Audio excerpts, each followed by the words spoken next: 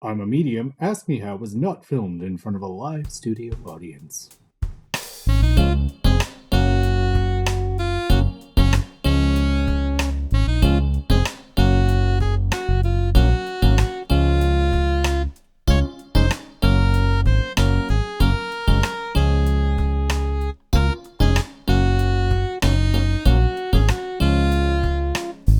We best friends, but we love talking about dead people.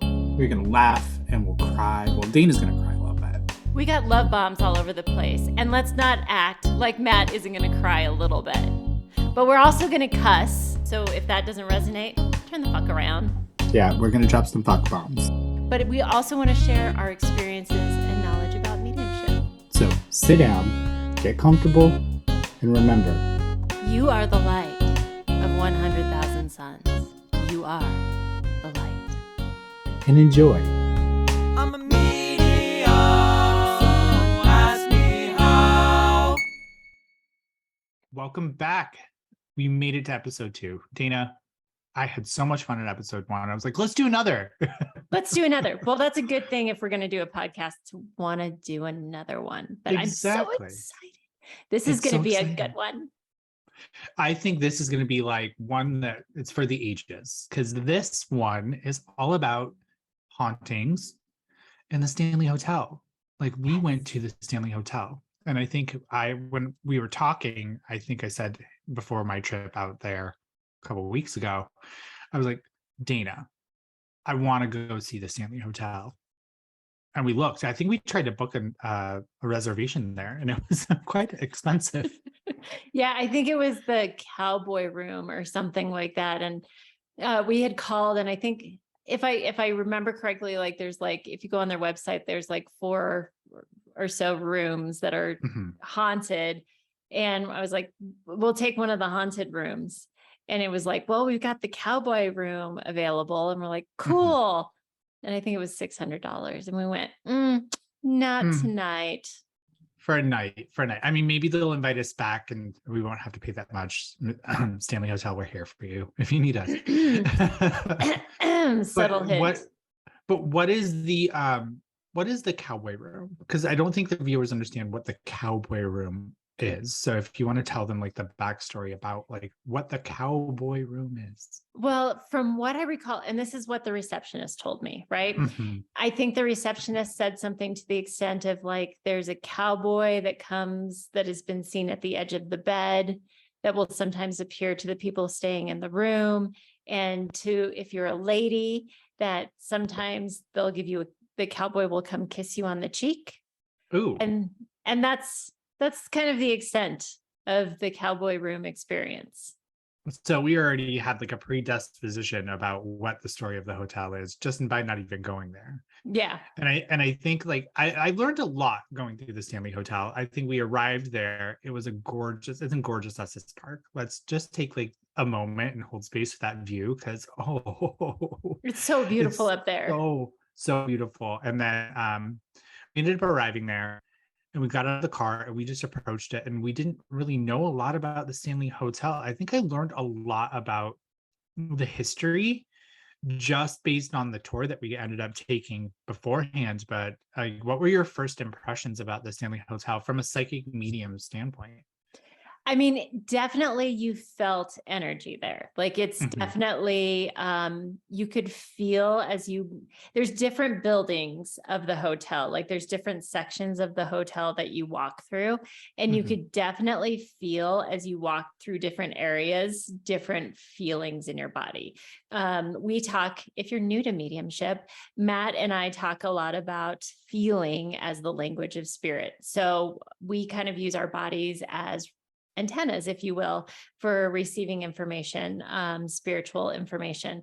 And you could definitely feel different things in your body as you walk through different areas of the hotel. So that was definitely present in that hotel, 100%. It was my first walkthrough as a medium, like an evidential medium, because I mean, I normally read people. Right.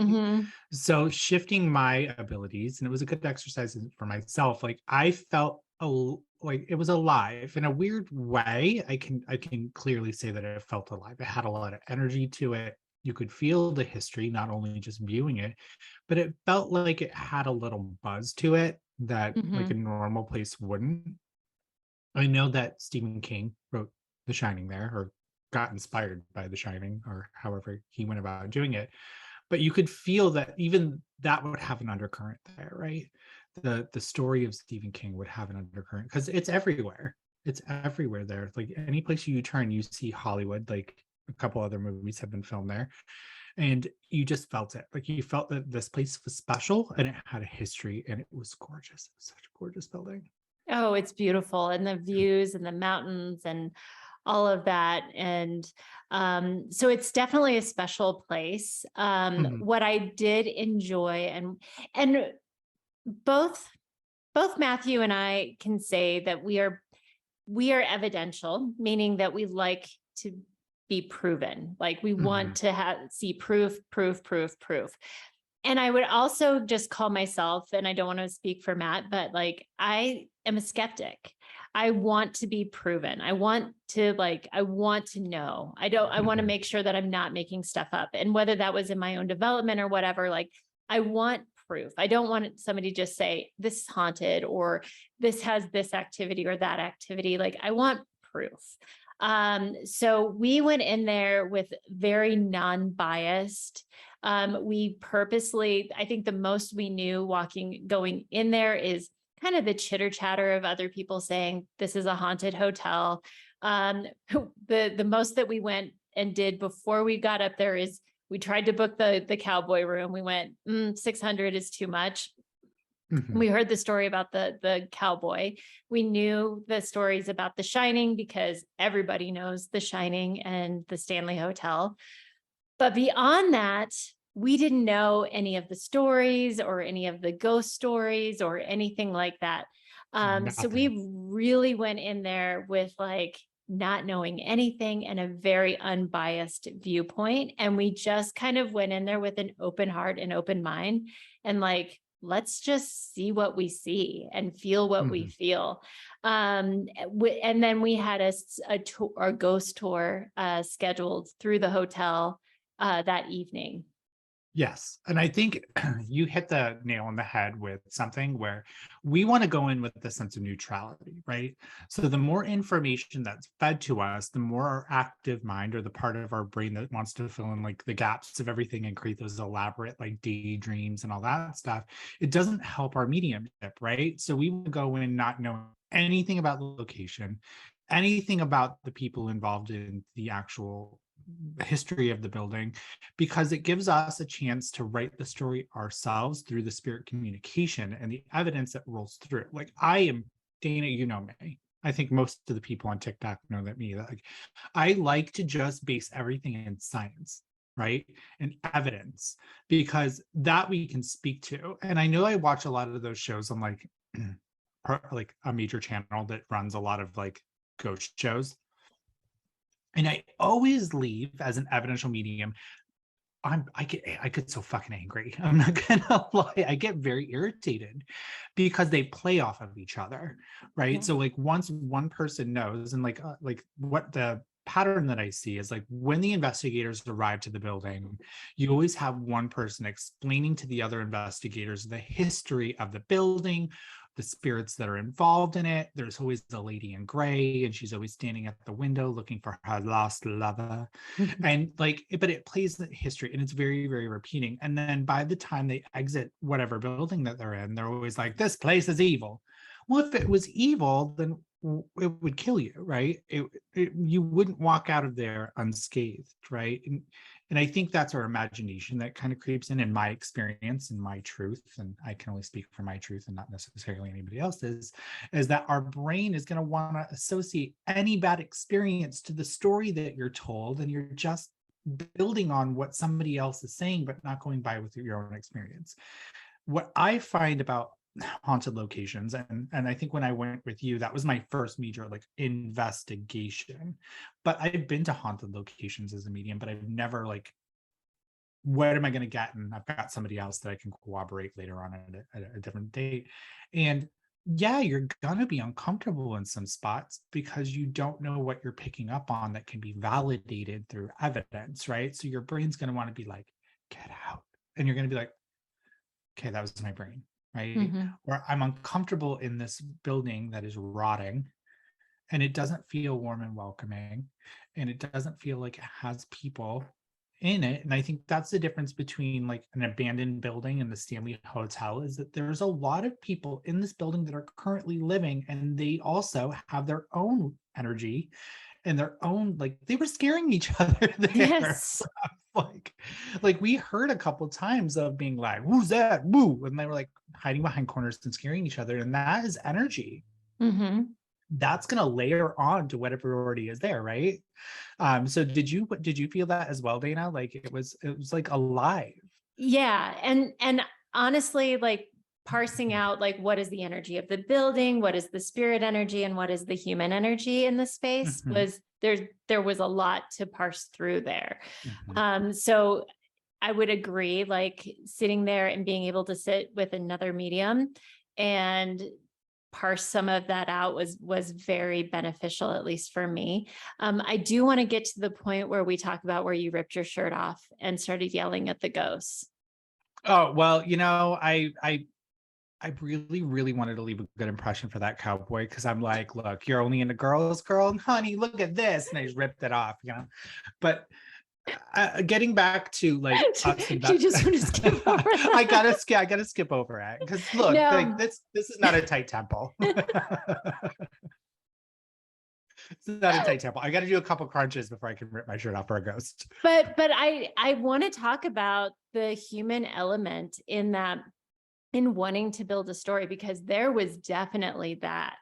Mhm, Matt and I will get into a little bit of like what we found prior to the ghost tour, but there was this constant like, we want to spin yarn and we want to spin ghost stories and we're here to scare you and we're going to turn mhm. off the lights and make you, and so, and even the tour guide was like, okay, do you feel, and woo woo woo. And I'm going to say we caught the tour guide in a couple of lies. We Uh, did. Can I just do this? Like every time we say like haunted, I'm like, ooh. Yeah, because it really is. And we got to remember, we have to remember as core humans, we love to be fucking scared. mhm, As much as we don't like it, we love it. So like I do want to hold space for people that actually believe it's haunted, right? And that actually believe that as paranormal investigators going with a tour guide, or not paranormal medium investigators going in a tour guide, we paid attention to everything that was said. mhm, Everything. I was like, taking note of that. I'm taking note of this. Right. So like we were more astute to the things that were going on around us and what was being said, I think, after that. But let's fast forward a little bit, Tanner. So we ended up going into that, like, I don't know if it was like a billiards or a gaming room or like a common sitting area, and we made sure that we stayed separate. So like if Dana went somewhere, I wasn't standing right on top of Dana. I wanted Dana to have some space. So if she got anything, I couldn't hear it. If she wrote something down, I couldn't see it. So that way, when we corroborated our stories or we got our evidence, we could be like, hey, I got this one, you got. So you had gone and you sat over on this chair, and then I went mhm, into this little like bench nook, and we were just sitting there and I'm looking at you. And we closed our eyes and we felt the energy. mhm. And what did you get in that room? Well, I kept on feeling poker games or like game tables, like Mhm, gambling in that room. mhm, And then also something about an elevator. mhm. I did as well. So I didn't just necessarily get the gambling part, but I felt an elevator, but I saw a specific elevator in particular that I needed to address. Now we had not seen much of that hotel at that point, and I got an elevator, but the elevator had the arrow that would count floors as you had gone back up and gone back down. And I said to Dana across the room, I'm like, I'm picking up an elevator. And Dana goes, I think at the same time you said elevator.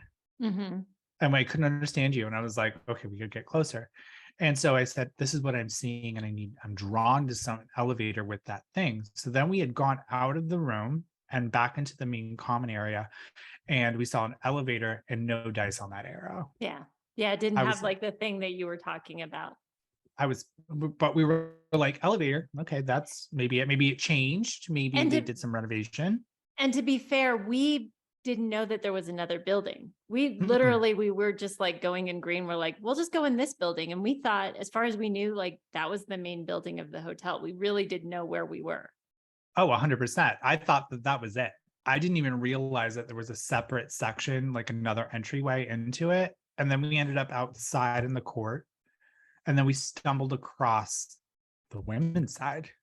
And then we went in. Mhm. And it's a very gorgeous hotel. It's very spacious. They have an awesome, amazing, like old car in their women's lobby.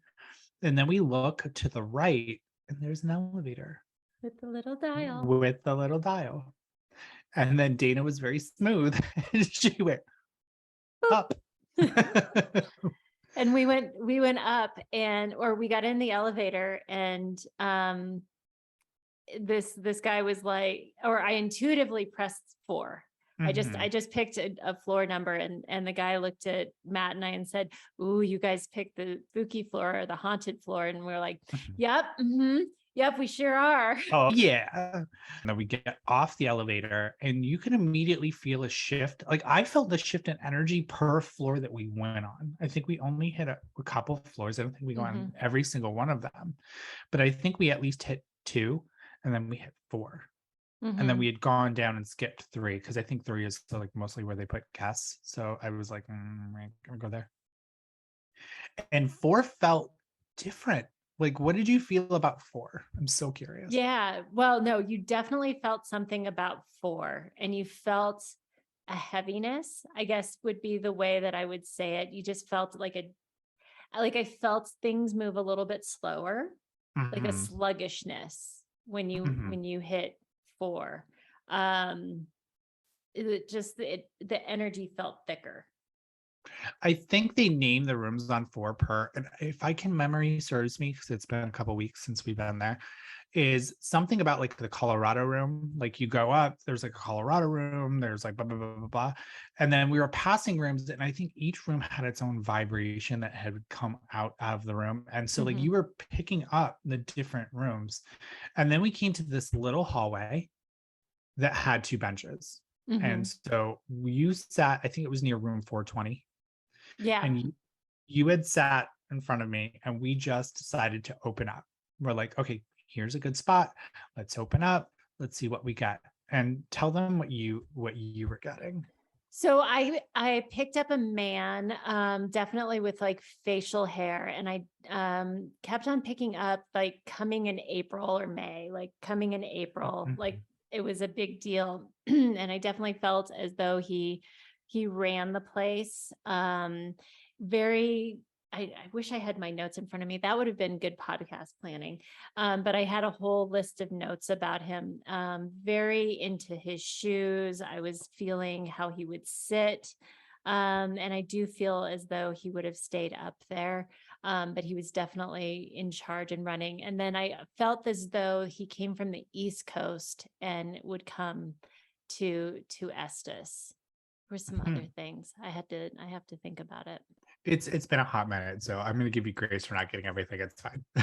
I'll beat you up later for it. Um, for me, I ended up getting a female, and she felt German. Like, she felt like she did not speak much English. But one thing that I felt about her is that she would be curious, just kind of being like observant, like, I'm watching. And I sat there and I drew a little photo of her, and I think we can just put it in the show notes and hopefully upload it if it works. But if not, you know what? That's fine. Whatever. But she felt calm. She didn't feel angry. She felt inquisitive. I think I got a couple dates and a couple things additional to her. But when the group, because we're not the only one that's walking around those hallways, let's be honest, I felt her move away from me Mhm. and move down the hallway. So I didn't step away from her. She didn't step away. She just was like, ooh, somebody else. And she had left. And I think at that point, we felt really good. But one thing I did pick up on that I really, really wanted to talk about was a fire. Mhm. I needed to talk about a fire. And that would have been something that would have been really notable. Really, like, I'm feeling like it maybe would have been between 420 or something to do with wiring. But as mediums, we're never going to be 100% accurate. So I was completely cool with it. And my job is just to give what I get. That's it. Mm-hmm. Job's done. Clock it out. And then we had gone downstairs, and then we went by this like cave entrance, like in the main lobby and the main floor. And we felt really weird in that particular corner right next to that door into the cave system. It was like by a thing that said cashier or something. Mhm. And you could feel as you walk closer to it, you could feel it building. Mhm. And as you walked away, and so we played around with that energy a little bit, like walking away from it and into it and out of it. And it was consistent in that spot. It felt thick. Like it felt very thick and heavy. It didn't feel scary. It just felt like something's different right here. Like right here, something's different. And I was like, damn, this is weird. Like I kept saying to you, like, it feels weird here. And you were like, no, stand right here. And like Yeah. you kept shifting me around. And then I think we had gone live on TikTok and we watched a couple friends read, and then it was time for our tour. So I'm going to let you talk about the beginning of the tour because it's what your first thoughts were. Yeah. It was interesting. It was, they kind of take you, the first place they take you is into the opera house. It was the opera house, or like where they do things, like they do concerts and things like that in there. And they kind of sit you down and they say, this is so-and-so, the Mr. Stanley, I think, Yeah. picture, and Mrs. Stanley's picture. And we'll call him Mr. and Mrs. Stanley. I don't know if that's her real name. It seems accurate, right? Mr. Stanley. Mr. Stanley, Mrs. Stanley. And it was like, there's a little boy that runs up on the stage. This was their son. And they just kind of give you all of this information. There's this area up top, and you're going to see some ghosts up there. I personally did not feel anything in that space. Absolutely not. Matt and I kind of walked around there a little bit, and it was just like, okay. Can we take a moment for the tour guide though? Can we hold space for her? Because she's like watching everybody and everyone. It's so cool. I mean, that they were just that into it, right? And they were going around and they're taking pictures and they're being little paranormal investigators. It was so adorable. And here's me and Dana off to the side being like, like we're whispering to each other. And the tour guide's starting to notice that like something ain't right with the kid in the hat and the lady with the blonde hair. I call myself a kid. I don't know. But the only thing that I saw that I can't prove is, near the stage, there's two like entryways, and then one entryway on the right is like a downstairs. I saw a dark shadow move from one way to another, but I can't prove anything. But I noticed that like I felt like something, we're going there. Like that's the only thing that I felt. The room felt really beautiful. It felt really light and airy. Like it's gorgeous. They don't let you on the stage because they're preserving the stage. So we didn't get a chance to touch every single spot. And then you were like, do you want to go up in that balcony? Like it's a personal balcony. And I'm like, no, there's nothing in here. I'm good. I didn't feel drawn there. And I don't think you did either. And then we had started to go downstairs. Yeah. There's a downstairs area, and I definitely started to feel stuff as we moved downstairs. And what's interesting is they move you down into this room. And of course they turn off the lights. But what's interesting is I wasn't really feeling anything in that room that they lock you in. I was feeling things in the hallway right outside of that room. And I felt an impatient man. And if I'm honest, like he was like, fucking shit, like really annoyed, and like just pacing the halls and just like really impatient and like really like, and not dangerous or anything, but just not a pleasant energy. Yeah. And that's really what I felt. There was like it felt like a closet or whatever that was open in that room. in that side room that they first brought us into, and they said it was like little Annie's room. I don't even know this Lucy. It was person. Lucy. Little Lucy.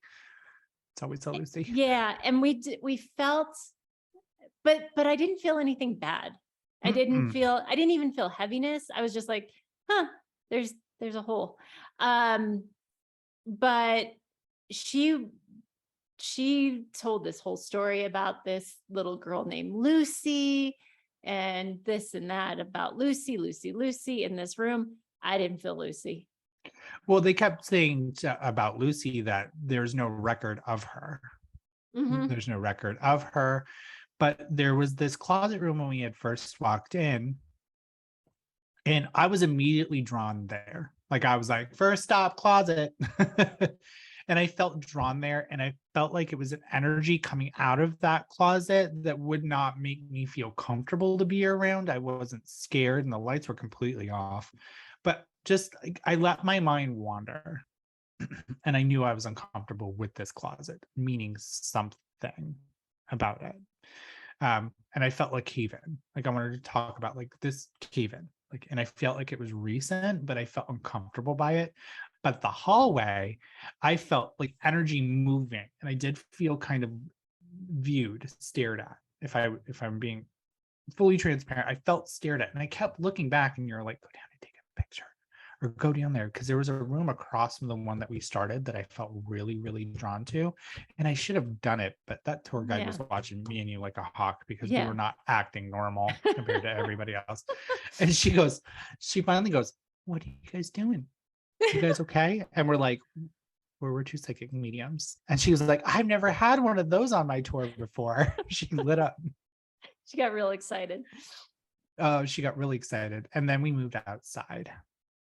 And that's when we heard about where we got a little bit of validation on the gentleman that I was feeling.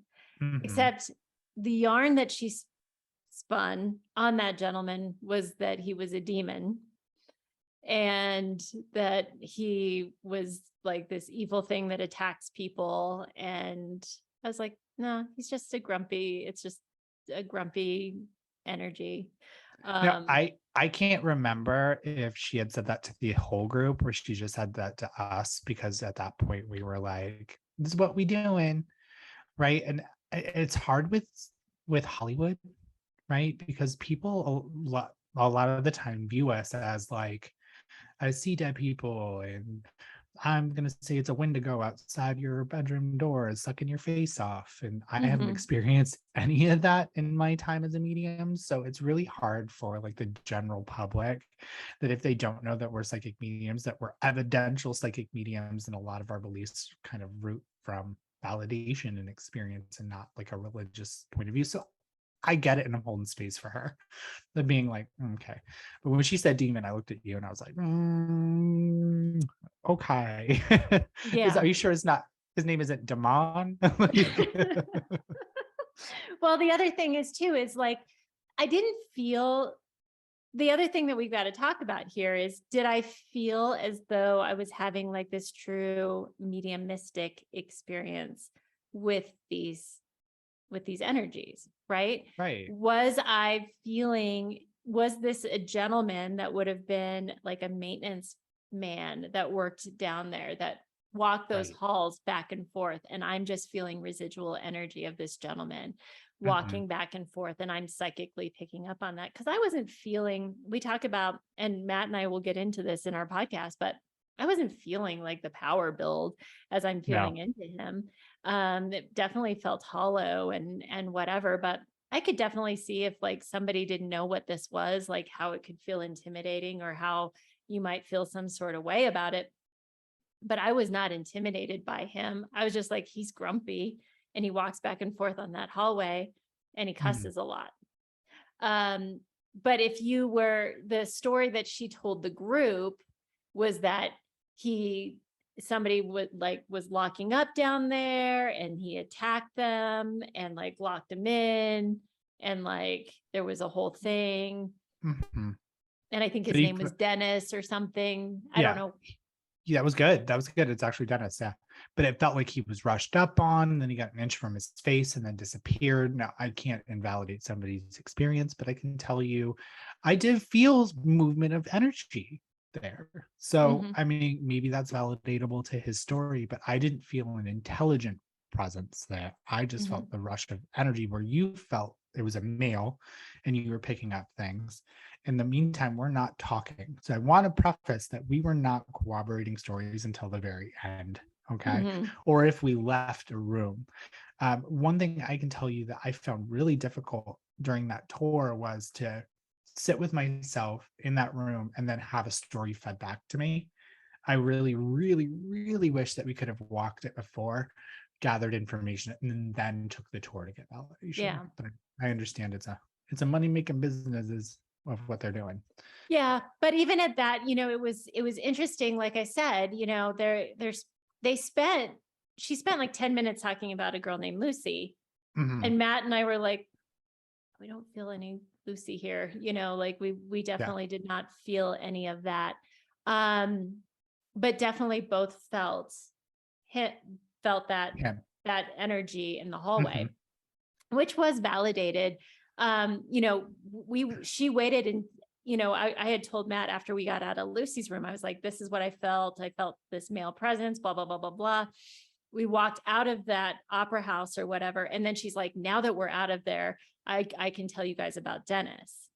And so it was validated well after that, the Dennis experience. Yeah, yeah. So that was cool. Like there were points in that, like in this whole experience with Matt and I, that things were validated after we got them. So it wasn't always, Yes. but it was frustrating. I get what you're saying. Where you're like, "Oh, I wish I could have just taken my time and like sat there for at least a long period of time by ourselves and just wrote down everything, but we pivot, we dance the way that we need to dance. So then we had gone to where the car is parked out the main male entrance. Was it the male entrance at that point? No, it's the women's entrance. Yeah. Mm-hmm. And then they're talking about the maid, and they went into a little bit with Stephen King, but they talked about how something to do with the electrical had gone out, so they had to revert back to the gas lamps, and the maid had to go light them. And I think from the story, from what I remember, is that she put the gas on full and put her hand in there with a match and it exploded. And she had fallen a couple of floors, but there was a fire. And that the only thing that saved her life, and that's validation, was her bone corset. And they offered her a job at the Stanley, like forever, or a room or something. They gave her some like, hey, don't sue us, girl. You fell down 2 flights of stairs with your life here. Take this, here's money. But she, I guess, denied it all. And then when she died, the day that she died, she was a ghost and she clocked in and she continues to haunt room 217 or 212. Yeah. I think it was Some room. 217. I think it's the Yeah. 217 room. Yeah. And the big part of the story of that whole thing is when Jim Carrey had filmed his movie there, like he rented this room, they kicked the guest out that was originally doing it, and he had an experience and he's in his underwear refusing to come back. And if you ask him about it, he'll walk away from you. And the whole time I'm looking at data being like, rational human Matt is like, nothing happened, and that's the reason why he walks away, because he's probably like sick of tired of fucking hearing this question, if I'm Yeah, honest with you, because I would be, because not Mhm. only did they paint him like scared, they put him in his underwear running out of a room. Mhm. Not really like the best PR, right? So we end up going into the cave, Mhm. and she's showing photos of like ghosts on the phone, and we didn't really pay attention to that. And then we get in the cave. Dana, you Where just there's apparently thousands of ghosts. That's the billing that this cave Mhm. is, that you get into this cave and there's thousands of ghosts. Now, I have to tell you, I would have loved to like get a cot or a bed. Oh, This was like the most tranquil and relaxing place I've ever been. it was so grounding in there. It felt so good. And what's cool about this cave is they have like cave walls that come up, but they had built the Stanley Hotel over trunks of trees that are still in that rock in there. So it feels very like homey and earthy. It's a basement. It's a basement. And she said that this cave system had all been connected. And then when they had built the McDonald's and the restaurants below, that they used dynamite and there was a cave in. Which So that- is going back to the closet in the opera house was the validation that Matt was feeling with the cave in. Correct. But it would have been connected to that cave system that they had used as like underground tunnels to get from one to another. I didn't feel, you know what? I felt like it should have felt like a Dave Matthews concert where it's just a lot of people. You know what it felt like? My high school play. Like 2 people show up. It didn't feel very crowded at all. It felt very No. tranquil. It was, they turned off all the lights in this little cave and they're like, ooh, it's very spooky in here. And it's like, this is like, Matt and I are like, can we stay in here for like hours? Because this is like the Can I rent most, this room? yeah, I don't want the $600 room with the hot cowboy. I want this room. Yeah. I mean, I want the hot cowboy, don't get me wrong, but I want to Don't stay we at this all? room.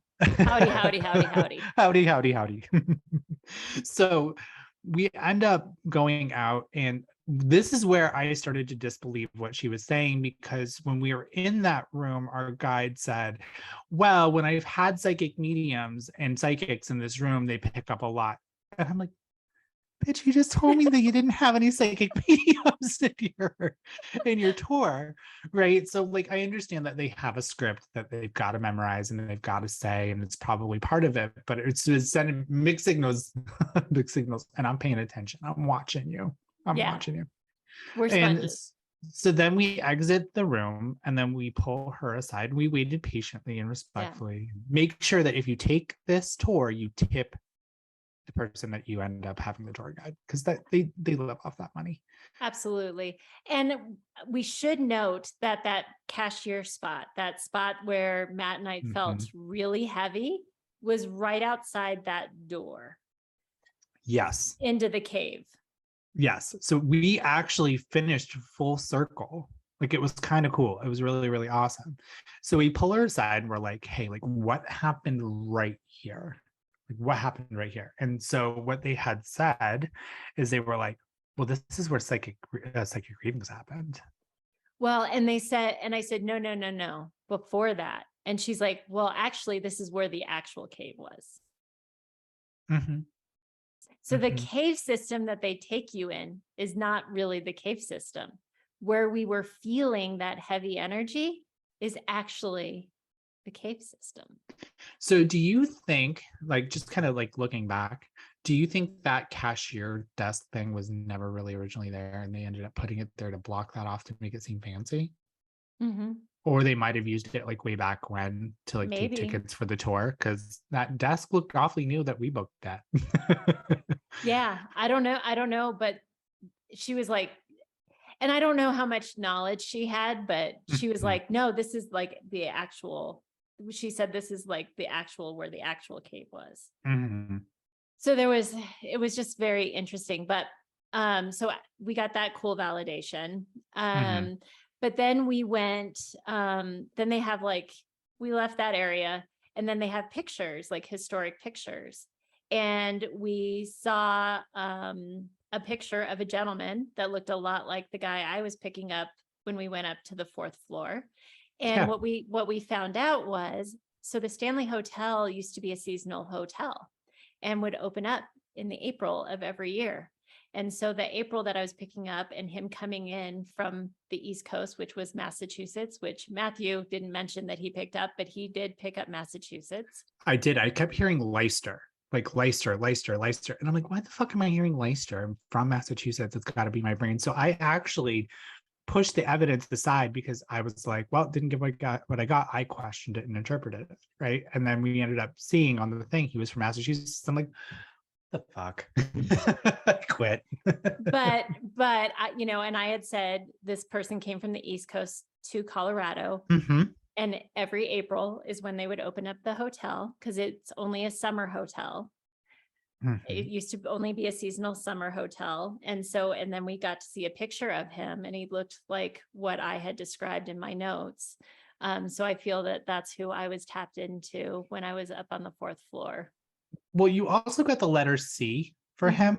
And then there was a C in his name. Yeah. So Yeah. awesome validations. And then we went outside, and that was the end of our little jaunt in the Stanley Hotel. And I think, like, what were your biggest takeaways from that entire experience at the Stanley Hotel? Well, it more than anything, it was fun. It was just, Mhm. it was a fun experience of play. It was playful, right? Like it was, Yeah. first off, like I never felt like I was in danger or anything like Mhm. that. It was never scary. It was just getting to play with my best friend Mhm. and just seeing what we saw. Like there was no expectation or anything like that. If we didn't pick up anything, no big deal. But the fact that you and I both got validations and were able to pick up things that were later validated was really cool. And it just ended up being a fun experience. I think as a takeaway, I think places just they hold energy. We're all energy, right? So Mhm. places are going to hold energy. And when there's so much history in a spot, um, it's going to hold that energy. For me, I think as a takeaway, and I think it re-hit everything that I already believed about haunted spaces or haunted spaces, quotation Yeah. marks, is that you're just feeling the energy of the place. Like there's nothing stuck there. There's Mhm. nothing evil there, but you're feeling the energy of what happened in that space. There's residual energy. If you felt that if there was somebody that had a big personality that walked up and down a hallway 50,000 times, you're going to pick up on that if you're sensitive. If there's a lot of people that come to a spot and they're feeding into the energy of that spot, you're going to be feeling into the energy of that. Because there was a lot of that. A lot of people Yes. specifically go to the Stanley for this experience, right? So they're feeding into that. But more than anything, it was just a lot of fun. I think we also need to understand that the Stanley Hotel itself has its own unique history. Mhm. And I think a lot of people look at like The Shining, which was by Stephen King, and they incorporate that movie's history into the history of the Stanley itself. And therefore, we manifest this elaborate detail, and we want that scary experience like they would have at the Stanley. So it's gonna have its own mythos. Thank you. I can't speak. I can talk to dead people, can't use my words. But the mythos about that is going to always have Stanley Kubrick's The Shining ever so tightly woven into that we've got to learn to go into the Stanley with a lot more sense of neutrality if we investigate that ever again. I'm pretty sure that now they know we wandered around their halls, are going to be like, no, you're not going back. But I think that it's just we need to go in with a sense of neutrality, and we need to make sure that we're taking out, well, what is the Shining, what is the Stanley, and what is the truth, right? So it was a very beautiful experience to go there with my best friend and just venture and try something new and not be scared. I know I like when the dark started to descend Estes Park, because it does get darker there quicker because you're in the actual physical mountains. The vibe did change a little bit, but it was more of like soft because everyone started to go home. So Mhm. therefore, there wasn't all that live energy and excitement around being at the Stanley, and it just started to get quiet. So I would be interested in doing a night walk Yeah. in the Stanley Hotel at another day with you Yeah. Yeah. for When you part two. part two, we'll definitely go back and maybe we'll do hot cowboy room when you Ooh, come back. I wonder if I wear like Stetson and a pair of boots that I'd get a kiss. Maybe. Like we'll do hot or not, like who's hot or not, like Hot or not. like who's hot or Matt or I, like who gets kissed at night, Matt or Yeah, I. I'm pretty sure. Yeah, I'm pretty sure we know the answer. It's just which way his door swings. We just can't bring Cody with us. Get all the kisses. Our friend Cody is the cute one. So, well, Dana, that was the Stanley Hotel. That was That the was it. Stanley Hotel. And I think in a takeaway, of anything to bring forward from all of this is the importance of neutrality, and whatever you're doing with the paranormal world is just coming forward with a state of neutrality. Awesome. Well, I love you all. You're in our hearts. And from me and Dana, you're the light of 1,000 suns. Love you. We'll see you. Bye.